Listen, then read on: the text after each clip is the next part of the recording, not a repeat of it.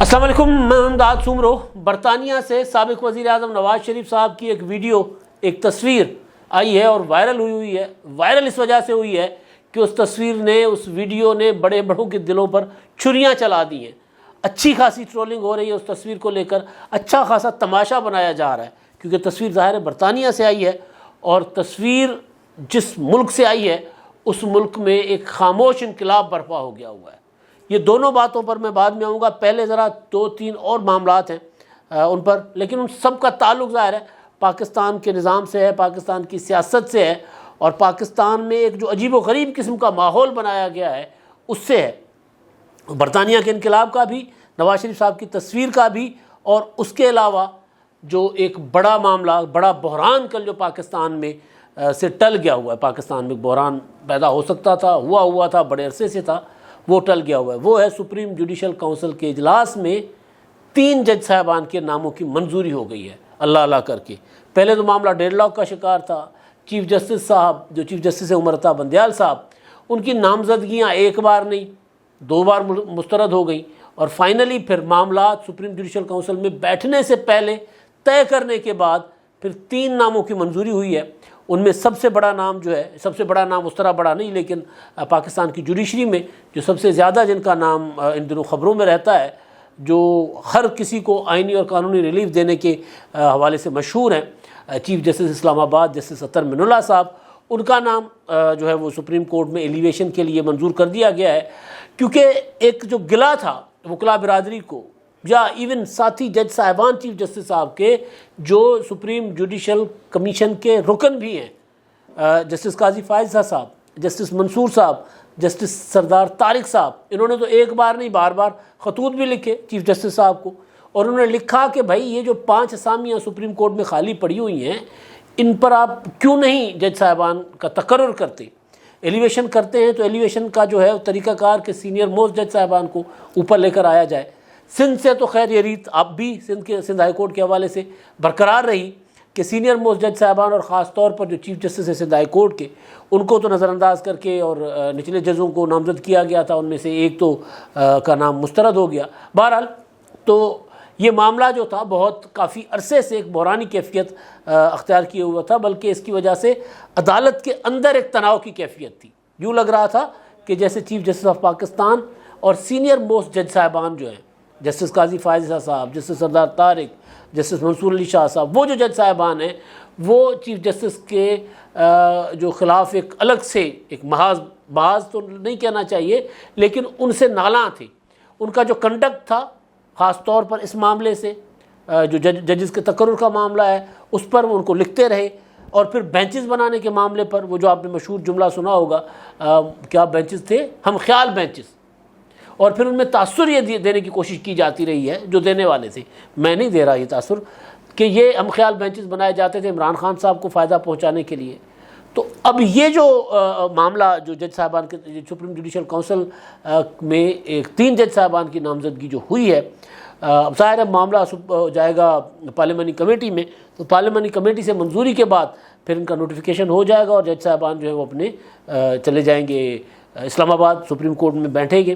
ان میں اطہر من اللہ صاحب بھی ہیں، اور دوسرے جو جج صاحبان ہیں ان کے میں نام ذرا آپ کو بتا دیتا ہوں۔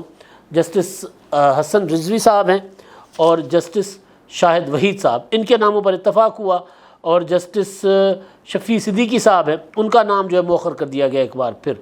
تو بہرحال اطہر من اللہ صاحب کے اوپر جانے سے ہونا تو کچھ نہیں ہے، ظاہر ہے ہونا کیا ہے، اطہر من اللہ صاحب پہلے اسلام آباد ہائی کورٹ میں تھے، وہاں پر لوگوں کو ریلیف دیتے تھے، وہاں پر حکومت کی جو چیرہ دستیاں ہوتی ہیں ریاستی اداروں کی، پولیس کی، ان کے خلاف لوگوں کو ریلیف دیتے تھے۔ اب سپریم کورٹ میں تو وہاں دیں گے، فرق ہی آیا کہ یہاں پر وہ چیف جسٹس تھے، سپریم کورٹ میں ظاہر ہے ایک جونیئر جج ہوں گے، تو ظاہر ہے وہ اس طرح، اور دوسرا معاملہ یہ ہے کہ جو اسلام آباد ہائی کورٹ میں معاملات تھوڑی دیر کے بعد تحریک انصاف والے لے کر جایا کرتے تھے، ان کی پریشانی، ان کے بنی گالہ میں پراپر ایک پریشانی ہے، حالانکہ کچھ نہیں ہے ایسا، یعنی یہ نہیں ہے کہ اگر ان کو چیف جسٹس افتخار اپنا اطہر من اللہ صاحب ان کو ریلیف دے رہے تھے، تو اب اگلے آنے والے جج صاحبان جو ہیں ان کو جو وہ ریلیف جو ڈیزرو کرتے ہوں گے، آئین اور قانون جو ان کو ریلیف دیتا ہے کسی کی گرفتاری سے قبل ضمانت لینا، گرفتار ہو جائے تو ضمانت لینا، مقدمات خارج کروانا، اس طرح کا ریلیف جو ہوتا ہے تو وہ ظاہر ہے اب اگلے جو چیف جسٹس صاحب ہوں گے یا وہاں جو جج صاحبان اسلام آباد ہائی کورٹ میں بیٹھے ہوئے ہیں وہ بھی دیں گے، لیکن تحریک انصاف والوں نے یہ دماغ میں بنایا ہوا تھا کہ جی اطہر من اللہ صاحب جو ہیں ان سے جو ہمیں ریلیف ملتا ہے وہ کہیں سے نہیں ملتا۔ جب عمران خان صاحب نے 25 مئی کا لانگ مارچ ختم کیا تھا 26 مئی کو، تو اس کے بعد چلے گئے تھے ڈائریکٹ اسلام آباد، آپ کو یاد ہوگا اسلام آباد سے پشاور، معذرت اسلام آباد سے پشاور چلے گئے تھے، تو پشاور میں جا کر انہوں نے پناہ لے لی ہوئی تھی اور وہاں سے پھر ایک جو رازداری ضمانت بھی لے لی پشاور ہائی کورٹ سے، اور پھر یہ انتظار کیا جا رہا تھا کہ اطہر من اللہ صاحب اسلام آباد آئیں گے تو اس کے بعد اپنے معاملات اسلام آباد ہائی کورٹ میں لے کر جائے جائیں گے۔ یہ ٹویٹر پر عمران خان صاحب کے چاہنے والے ٹویٹ کرتے رہے کہ جی 26 اگست کو اطہر من اللہ صاحب آ جائیں گے، پھر 27 خیراں، اس طرح کی چیزیں جو ہے وہ کی جاتی رہی ہیں۔ 26 بلکہ اگست نہیں تھا، مئی کے بعد اگلا مہینہ میرا خیال ہے جون یا جولائی کی بات تھی، کیونکہ وہ چھٹیوں پر گئے ہوئے تھے۔ تو بہرحال تو بنی گالہ میں پریشانی، حالانکہ پریشانی والی بات کوئی ہے نہیں۔ اگر ایک جج بطور جج اسلام آباد ہائی کورٹ میں لوگوں کو آئین اور قانون کے مطابق ریلیف دے رہے تھے تو سپریم کورٹ میں بھی دیں گے۔ تو فرق یہ ہے کہ آپ کو اگلا مرحلہ طے کرنا ہوگا اگر آپ کے خیال میں اسلام آباد ہائی کورٹ میں آپ کو کچھ نہیں ملتا۔ تو بہرحال ایک تو یہ معاملہ ہے۔ اب جو معاملہ ہے تصویر والا نواز شریف صاحب کی، لیکن اس سے پہلے ارشد شریف صاحب کے معاملے پر میں مختصراً گزارشات کرنا چاہ رہا ہوں، کیونکہ ارشد شریف صاحب والا معاملہ بہت زیادہ پولیٹیسائز کیا جا رہا ہے۔ میں نے گزارش کی تھی نا کہ جو خون بیچنے والے ہوتے ہیں نا، انہوں نے دکان لگا دی ہوئی ہے، پراپر دکان۔ ایک تو ہوتا ہے نا کہ ہمیں صرف نعرے بازی کرنا، بیان بازی کرنا، لیکن یہ نہیں، یہ پراپر دکان چلائی جا رہی ہے، اس طرح ہو رہا ہے، اور خاص طور پر یہ دکان بنی گالہ والے چلا رہے ہیں۔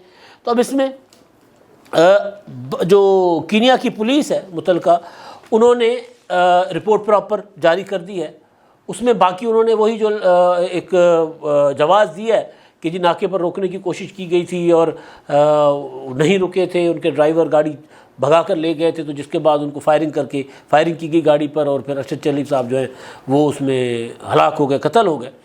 اس کے بعد اب ان کی رپورٹ آئی ہے۔ پہلے یہ لگ رہا تھا کہ جیسے گولی ایک ہی چلی ہے اور ارشد شریف صاحب کے سر میں لگی ہے، پہلے یہ تھا کہ جیسے پراپر ٹارگٹ کلنگ ہوتی ہے نا، سوال اٹھائے جا رہے تھے کہ جی گولی ایک ہی چلی ہے تو پھر یہ کیا گولی، تو پھر اگر ڈرائیور گاڑی بھگا کر جا رہے تھے تو پھر اٹیک ہٹ تو ڈرائیور کو کرنا چاہیے تھا، پھر ساتھ والی سیٹ پر بیٹھے ہوئے مسافر کو ہٹ کیوں کیا گیا، یہ سارے سوالات تھے۔ تو بہرحال فائنل جو رپورٹ، فائنل تو نہیں لیکن انیشل جو رپورٹ جاری کی گئی ہے، اس میں یہ بتایا گیا ہے کہ ارشد شریف صاحب کی گاڑی پر 9 فائر ہوئے، جن میں سے ارشد شریف صاحب کو بھی گولیاں لگی ہیں۔ اب باقی معاملات وزیر اعظم پاکستان نے بھی کہہ دیا ہوا ہے کہ جی انہوں نے لیبیا کے صدر سے رابطہ کیا ہے، ان کو کہا ہے کہ انویسٹیگیشن کے لیے درخواست کی ہے کہ انویسٹیگیشن کی جائے اس معاملے کی۔ ظاہر ہے انویسٹیگیشن ہوگی، اب کتنی کی انویسٹیگیشن ہوتی ہے وہاں کینیا جیسے ملک میں، ظاہر ہے جہاں پر لا اینڈ آرڈر کی سچویشن ہم سے تو کہیں زیادہ گئی گزری ہے، تو امن و امان کی صورتحال ان ممالک میں خراب ہوتی ہے جہاں پر قانون کی حکمرانی نہیں ہوتی، جہاں پر رسا وہ کیا ہوتی ہے، چیرہ دستیاں زیادہ ہوتی ہیں، رسا گیری زیادہ ہوتی ہے، جہاں پر 2 نمبریاں زیادہ ہوتی ہیں۔ تو وہ تو کینیا میں تو ظاہر ہے وہ مطلب کرائم ریٹ جو ہے وہ دنیا میں سب سے ٹاپ ممالک جہاں کرائم ریٹ ہے، اسٹریٹ کرائم ہو گیا، رابریز ہو گئی، مرڈرز ہو گئے، کڈنیپنگ ہو گئی، وہ بہت زیادہ ہیں، مطلب ٹاپ پر ہے، بہت ترقی کر گیا اس معاملے میں وہ۔ تو وہاں پر یہ واقعہ ہوا ہے۔ اب اس کے ساتھ ظاہر ہے اس کو پاکستان کی سیاست سے عمران خان صاحب جوڑنا چاہ رہے ہیں، لیکن اب اس کے ساتھ پروپیگنڈا کیا جا رہا ہے۔ اب اس معاملے کو انویسٹیگیشن ہونے دی جائے، میں تو اس حق میں ہوں کہ اس معاملے پر انویسٹیگیشن ہو، اس کے بعد سارے اپنی جب تک انویسٹیگیشن نہیں آتی وہاں سے پراپر، اور وہ جو کینیا کے حکام جو بتاتے ہیں اس پر پھر بطور قوم، بطور ہمارے انویسٹیگیشن کے ادارے، ہماری حکومت، ہمارے سیاستدان اس پر پھر عدم اعتماد کا اظہار کریں، اس کے بعد سوال اٹھائے جائیں۔ لیکن یہاں پر عام سے واقعے کی طرح نا سیاست کی جا رہی ہے۔ اب میں دیکھ رہا تھا، گاڑی کی تصویریں شیئر کی ہیں، آپ کی اسکرین پر یہ ٹویٹ بھی آ رہا ہے اور تصویریں بھی، یہ ہیں جی ڈاکٹر شہباز گل صاحب۔ ڈاکٹر شہباز گل صاحب ماشاءاللہ پروفیسر کہلاتے ہیں، اور ظاہر ہے جو بات لکھ رہے ہیں میں اس کو جھوٹ ہی کہوں گا، جو بات لکھ رہے ہیں، جو میں آؤں گا وہ جھوٹ والا پوائنٹ پر میں آتا ہوں، وہ کیا مجھے لگ رہا ہے کہ وہ جھوٹ کہہ رہے ہیں۔ ارشد کی گاڑی پر 9 گولیاں ماری گئیں، 2 گولیوں نے ارشد کے جسم کو چھلنی کیا۔ کینیا سیاحتی ملک ہے، وہاں پولیس اس طرح گولیاں نہیں مارتی، یہ وہاں کا رواج نہیں ہے. لوکل پاکستانی بتا رہے ہیں کہ انہوں نے پچھلے 20 سال میں ایسا کوئی واقعہ سنا نہ دیکھا. یہ پوائنٹ ہے جھوٹ والا کہ 20 سال میں نہ سنا نہ دیکھا. نیچے عاطف توقیر صاحب ہیں, دنیا جہان میں گھومتے پھرتے رہتے ہیں, اوورسیز پاکستانی ہیں, شاعر ہیں, ایکٹیوسٹ ہیں. انہوں نے ان کو جواب دیا ہے, جانی کینیا گیا ہے کبھی؟ باقی کینیا تو چھوڑو, نیروبی میں گھروں کی دیواریں 15-15 فٹ اونچی ملیں گی اور ان پر لائیو کرنٹ کے نشان نظر آئے گا. وہاں انسانی حقوق کی حالت بھی اپنی طرح ہی ہے. ارشد کے قتل پر سیاست بند کرو. کب تک لاشیں بیچو گے؟ قتل کی مفصل اور شفاف تحقیقات کا مطالبہ کرو. اب یہ آخری پوائنٹ, اب یہ کیونکہ جو بندہ وہاں کے حالات کو جانتا ہے, جو دنیا جان میں گھومتا پھرتا ہے, اس نے ہی ان کو کہا کہ جی آپ یہ جو بات کر رہے ہو نا, یہ اپنے شہباز گل صاحب کو آپ یہ مطلب معذرت کے ساتھ آپ جھوٹ بول رہے ہو. مطلب اصل بات یہ ہے کہ کیا کرنا چاہتے ہیں آپ. ارشد شریف کے ساتھ جو ہوا ہے اس کو آپ اپنی سیاست کی نظر کر کے معاملے کو خراب کرو گے.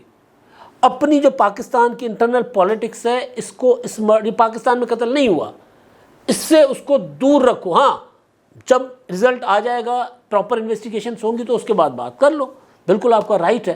ابھی سب سے زیادہ پریشر حکومت کے اوپر ڈالنے کی یہ ضرورت ہے کہ بھئی حکومت پاکستان جو ہے اس معاملے پر انویسٹیگیشن کرنے کے لیے کینیا کی حکومت پر پریشر ڈالے, اقوام عالم پر پریشر ڈالے کہ بھئی ہمارا ایک صحافی جو ہے وہاں پر ایسے ہی مطلب پولیس نے غلط فہمی کی بنیاد پر قتل کر دیا. پھر اس کے بعد انویسٹیگیشنز ہوں گی تو پتہ چلے گا کہ پاکستان میں کوئی انوالو ہے اس میں, کوئی سیاسی جماعت, کوئی بھی, کوئی بندہ, کوئی مخالف, کوئی ذاتی معاملہ, پھر پتہ چلے گا. تو یہ کرنے کے بجائے بس پہلے سے فیصلہ کیا ہوا کہ جی یہ اس طرح ہو گیا ہوا ہے. تو خیر اب میں آتا ہوں, کیونکہ پی ٹی آئی والوں کا معاملہ, بنی گالہ والوں کا ایک تصویر ہے, ایک ویڈیو ہے. درشن لال ہیں میں نے مسلم لیگ نون کے, ظاہر نام سے لگ رہا ہے ہندو ہیں. انہوں نے وہاں پر نواز شریف صاحب سے ملاقات کی اور وہاں پر دیوالی کیونکہ ہے اور ظاہر پوری دنیا میں ہندو کمیونٹی اور پاکستان میں خاص طور پر سندھ میں منائی جا رہی ہے, تو وہاں پر نواز شریف صاحب جو ہیں انہوں نے وہاں وہ کیک لے گئے دیوالی کا. نواز شریف جس طرح مٹھائی لے جاتے ہیں ہم, مطلب ہمارے عید ہوتی ہے تو کوئی ہندو پڑوسی ہے جو ہمیں مٹھائی یا اس طرح کی چیز لاتا ہے, ہم ان کو اپنی جو عید کے جو ہوتے ہیں طعام شام وہ ان کو بھیجتے ہیں. پھر ہولی ہوتی ہے, دیوالی ہوتی ہے, دسہرہ ہوتا ہے, اسی طرح وہ ہمیں بھیجتے ہیں. یہ ایک ٹریڈیشنز ہے ہمارے سب کانٹیننٹ کی, پاکستان کی, انڈیا کی. اب خیر بڑا خراب ہو گیا ہوا ہے انڈیا میں, تو معاملہ بہت گمبھیر ہو گیا. وہاں پر تو مسلمان ہونا یا مودی کا سپورٹر ہندو نہ ہونا سب سے بڑا جرم ہے, سب سے بڑا گناہ ہے. وہاں تو پھر وہ گلے کاٹتے پھرتے ہیں جو مودی کا سپورٹر نہیں ہے. تو ہمارے یہاں بھی کوئی اس طرح کا نا ماحول بنانے کی کوشش کی جاتی رہتی ہے. اب نواز شریف صاحب نے درشن لال کے ساتھ کیک کاٹا, مریم نواز صاحبہ کھڑی ہوئی ہیں, پرویز رشید صاحب ہیں وہاں پہ, اس کے علاوہ وہ مریم نواز صاحبہ کے صاحبزادے, کیک کٹتا ہے, ہیپی دیوالی کہا جاتا ہے. اب اس کی ٹرولنگ ہو رہی ہے جی. مطلب اس میں ٹرولنگ والی بات ہے کیا؟ نواز شریف صاحب بیٹھے ہوئے لندن میں, اور لندن میں ہم مثالیں دیتے ہیں دنیا کی, یہ خاص طور پر عمران خان صاحب کے جو چاہنے والے ہیں جو اس کی ٹرولنگ کر رہے ہیں. مجھے یاد ہے ایک بار بلاول بھٹو زرداری صاحب کراچی کے ایک مندر میں گئے تھے, دیوالی ہی تھی, انہوں نے جا کے مندر پہ وہ اپنا رسومات میں شرکت کی تھی. اسی طرح نواز شریف صاحب نے ایک بار لاہور میں ایک تقریب میں خطاب کیا تھا. انہوں نے کچھ اپنا سب کانٹیننٹ کے انڈیا اور پاکستان کے لوگوں کے متعلق کہا تھا کہ ہمارا رہن سہن ایک جیسا ہے, ہم وہ بھی آپ آلو کھاتے ہو, ہم بھی آلو کھاتے ہیں, تو یہ جو ہم آپس میں ایک پڑوسی کے طور پہ بہتر ریلیشنز کے ساتھ رہ سکتے ہیں. یہ وہ دور ہے جب نواز شریف صاحب کے خلاف طرح طرح کی سازشیں ہو رہی تھیں. تو اس بیان کو لے کر ایک تو نواز شریف صاحب جس اخبار کو پالتے پوستے رہے, وہاں پر نواز شریف صاحب کے خلاف بہت ہی نہیں بلکہ سازشیں نہیں ہو رہی تھی. تب نواز شریف صاحب اپوزیشن میں تھے, تب پیپلز پارٹی کی حکومت تھی, لیکن نواز شریف صاحب کا ٹھیک ٹھاک اس میں جو ہے وہ ان کے خلاف پروپیگنڈا کیا گیا. بلاول بھٹو زرداری صاحب کا وہ جو میں نے بتایا کہ کراچی کے مندر میں گئے تھے کسی, تو وہ ان کے خلاف الگ سے ایک محاذ کھڑا کیا گیا. ہم اپنے لیے جو چاہتے ہیں ہم وہ اوروں کو دینے کو تیار نہیں ہوتے. یعنی اپنے مطلب یہ جو حقوق ہیں بھائی ہمارے یہاں جو رہتے ہیں اپنا غیر مسلم, ہم بطور آئین میں ہمارے ان کو پورے حقوق حاصل ہیں, لیکن کچھ خاص ظاہر ہے تو ساری سوسائٹی ہماری اس طرح کی نہیں ہے. لیکن یہ دیکھیں نا کہ اگر نواز شریف صاحب نے اپنے ایک ہندو ایم این اے کے ساتھ کیک کاٹا ہے, ہیپی دیوالی کی ہے, تو اس میں بھئی دلوں پر چھریاں کیوں چل رہی ہیں؟ اس کو پروپیگنڈا کے لیے کیوں استعمال کیا جا رہا ہے؟ سیاسی مخالفین کی بات کر رہا ہوں. خود عمران خان صاحب بطور پارٹی لیڈر خود اقلیتوں کے حقوق کی بات بھی کرتے ہیں, اقلیتوں کے اپنا کئی بار فنکشنز میں گئے بھی ہیں, یہاں تک کہ عمر کوٹ میں میرا خیال ہے گئے تھے کسی دیوالی پر یا ہولی پر, تو اچھی چیز ہے. لیکن یہ جو پروپیگنڈا کی چیزیں ہوتی ہیں نا بہت غلط ہوتی ہیں. ہم جس ملک کی بات کر رہے ہیں جہاں نواز شریف صاحب بیٹھے ہوئے ہیں, وہاں پر آپ دیکھیے کیا صورتحال ہے. وہاں پر ایک انڈین ہندو انڈین نژاد برطانیہ کا وزیر اعظم بننے جا رہا ہے, برطانوی سٹیزن ہے, گجرانوالا کا اصل ان کے آباء و اجداد کا تعلق ہے, رشی سونیک. اب وہ برطانیہ کی جو کنزرویٹو پارٹی ہے اس میں جو کینڈیڈیٹ, کیونکہ وہ جو لیز ٹریس تھیں انہوں نے ریزائن کر دیا 45 دن کے اندر اندر. ریزائن کیوں کیا کہ جی میں نے وعدے جو کیے تھے معیشت کو بہتر کرنے کے لیے, بجلی کے بل کم کرنے کے لیے, لوگوں کو ریلیف دینے کے لیے, مہنگائی سے لوگوں کو ذرا محفوظ رکھنے کے لیے, جو میں نے وعدے کیے تھے میں پورے نہیں کر سکی, لہٰذا میں جا رہی ہوں. 45 دن ہمارے یہاں 4.25 سالوں کے بعد بھی جی سازشیں. تو خیر جو مہذب معاشرے ہوتے ہیں وہاں پر پھر رنگ, نسل, مذہب یہ نہیں دیکھا جاتا. وہاں پہ دیکھا جاتا ہے انسان کی اہلیت, وہ میرٹوکریسی جو عمران خان صاحب کہتے ہیں وہ دیکھی جاتی ہے. تو بہرحال تو وہ وہاں پر اب رشی سونیک صاحب جو ہیں وہ وہاں پر وزیر اعظم بننے کی طرف جا رہے ہیں, کیونکہ پارٹی کے اندر ان کے مقابلے میں کوئی کینڈیڈیٹ نہیں ہے. اب وہ چند روز میں وہاں حلف اٹھائیں گے اور وزیر اعظم بن جائیں گے. وہ پہلے براؤن یا کالے وزیر اعظم ہوں گے برطانیہ, بلکہ پہلے انڈین وزیر اعظم, سب کانٹیننٹ سے تعلق رکھنے والے ایشین نژاد پہلے وزیر اعظم ہوں گے. اور جو ہندو مذہب کے طور پر وہ ہندو ہیں, نسلی طور پر وہ انڈین ہیں, اگر ویسے دیکھا جائے تو وہ پھر گجرانوالا کی پیدائش ہے.